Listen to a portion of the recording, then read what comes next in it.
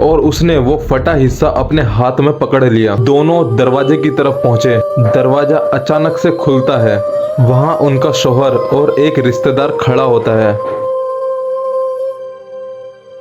ये कहानी तो एक अलग ही मोड़ ले रही है।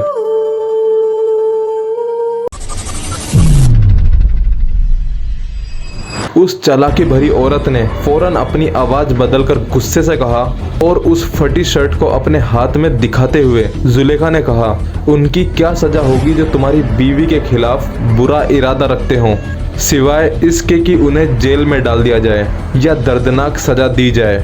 अब वो हजरत यूसुफ अलैहिस्सलाम पर इल्जाम लगा रही थी कि उन्होंने उसे तंग किया ताकि वो ये इजहार करे कि वो बेकसूर और हजरत यूसुफ अलैहिस्सलाम के जज्बात का शिकार है। लेकिन हजरत यूसुफ अलैहिस्सलाम ने इनकार करते हुए कहा, ये वो है जिसने मुझे बेकरार करने की कोशिश की। जुलेखा की शर्ट हाथ से हाथ गुजरती रही तब वो उसे देख रही थी। गवाही देने वाले रिश्तेदार ने शर्ट को देखा कि वो पीछे से फटी हुई है। ये इस बात का सबूत था कि जुलेखा गलत है। अजीज ने नाराजगी से अपनी बीवी से कहा, यकीनन ये तुम औरतों की चाल है, बेशक तुम्हारी चाल बड़ी है। अजीज ने हजरत यूसुफ अलैहिस्सलाम से माफी मांगी और उसकी बीवी की बेअदबी के लिए उसने जुलेखा को भी ये हुक्म दिया कि वो हजरत यूसुफ अलैहिस्सलाम से माफी मांगे उन पर झूठा इल्जाम लगाने के लिए। अल्लाह ताला ने इस वाक्य को कुछ इस तरीके से बयान किया। उन्होंने कहा कि ये वो है जिसने मुझे बेकरार करने की कोशिश की और उसके घर के एक गवाह ने गवाही दी। अगर इसकी शर्ट आगे से फटी हुई है तो जुलेखा का किस्सा सच है और हजरत यूसुफ अलैहिस्सलाम झूठ बोल रहे हैं।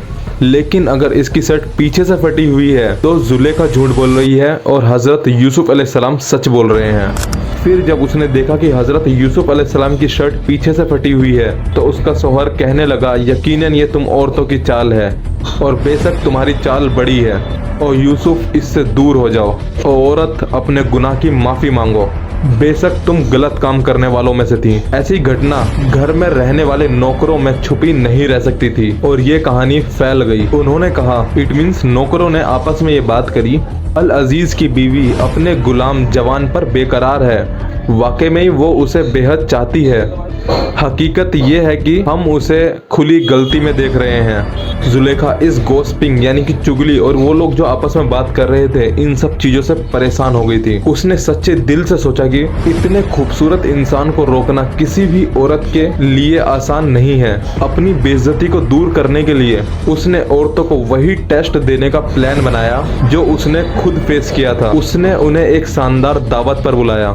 कोई भी ऐसी दावत को मिस नहीं करना चाहेगा जो अल अजीज की बीवी के साथ हो। इसके अलावा उन्हें खुद भी हजरत यूसुफ अलैहिस्सलाम से मिलने की ख्वाहिश थी।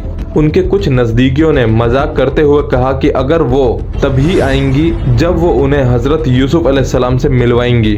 दावत सिर्फ औरतों के लिए थी। दावत शुरू हुई, खूब चहल पहल, हंसना हंसाना शुरू रहा। आदाब ये था कि औरतें हजरत यूसुफ अलैहिस्सलाम का कोई भी जिक्र ना करें। जब जुलेखा ने इस मामले का जिक्र किया, मैंने सुना है कि लोग कहते हैं मैं इस जवान यूसुफ अलैहिस्सलाम से प्यार करती हूँ।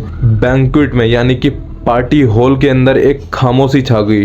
तुरंत सब मेहमानों के हाथ रुक गए और उन सब की नजरें चीफ मिनिस्टर की बीवी यानी कि जुलेखा पर रही।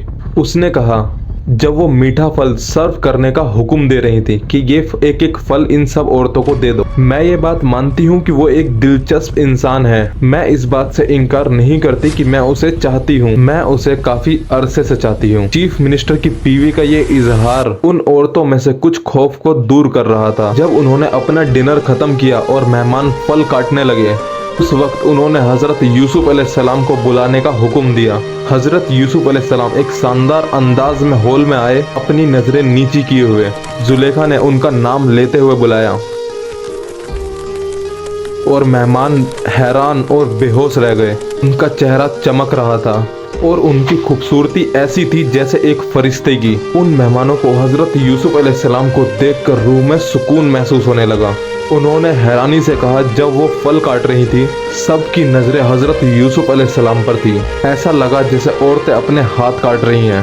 लेकिन उन औरतों को इस बात का महसूस भी नहीं हुआ। एक औरत ने कहा, अल्लाह की कसम। इतने में जल्दी से दूसरी औरत ने कहा, ये कोई इंसान नहीं है।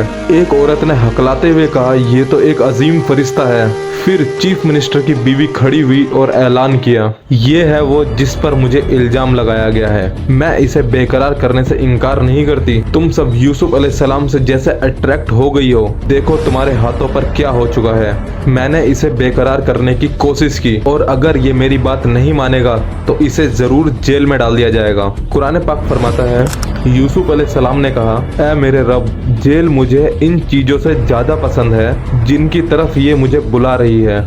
अगर तुम उनका छल मुझसे दूर ना करो तो मैं उनकी तरफ मेहरबानी करूंगा और उनमें से हो जाऊंगा जो गुनाह करते हैं और गलत काम करते हैं, या उन लोगों में से जो जहालत का काम करते हैं। और फिर उनके रब ने उनकी दुआ कबूल की और उनका छल उनसे दूर कर दिया। बेशक वो सुनने और जानने वाला है। और फिर उस रात जुलेखा ने अपने शोहर को समझाया कि उनकी इज्जत बचाने का सिर्फ एक तरीका है और वो है हजरत यूसुफ अलैहिस्सलाम को जेल भेजना, वरना वो अपने आप को संभाल नहीं पाएंगी और ना ही अपनी शोहर की इज्जत को बचा सकेंगी। चीफ मिनिस्टर को पता था कि यूसुफ अलैहिस्सलाम बिल्कुल बेगुनाह हैं, कि वो एक इज्जतदार जवान हैं, एक वफादार नौकर हैं और इस वजह से उसे मोहब्बत थी। लेकिन इस फैसले को लेना उसके लिए आसान नहीं था कि एक बेगुनाह इंसान को जेल भेजें। फिर भी उसके पास कोई और रास्ता नहीं था। उसने सोचा कि हजरत यूसुफ अलैहिस्सलाम की इज्जत भी उसके दूर रखने में ही है। उस रात भरे दिल के साथ चीफ मिनिस्टर ने हजरत यूसुफ अलैहिस्सलाम को जेल भेज दिया।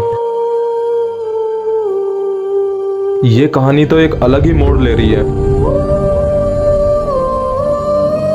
सब्सक्राइब कर लेना।